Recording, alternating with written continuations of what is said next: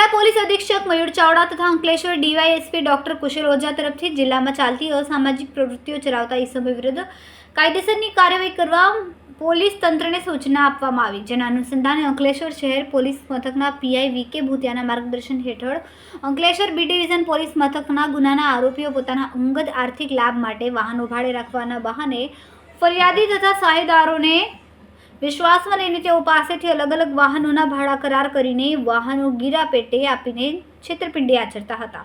ત્યારે લોકો સાથે છેતરપિંડી આચરનાર મુખ્ય આરોપી જાવેદ ગુલામ હુસૈન શેખ અને ફૈઝાન જાવેદ ગુલામ હુસૈન શેખ સહિત આરોપી ધર્મેશ પટેલની અંકલેશ્વર શહેર બી ડિવિઝન પોલીસ દ્વારા અટકાયત કરવામાં આવી. આ સાથે જ પોલીસે 2 ઇકો કાર અને સ્વિફ્ટ કાર મળીને કુલ 31 વાહનો રિકવર કરીને ત્રણેય આરોપીઓ વિરુદ્ધ કાયદેસરની કાર્યવાહી હાથ ધરી. રિપોર્ટર રવિ સૈયદ, તહેલકા ન્યૂઝ, અંકલેશ્વર.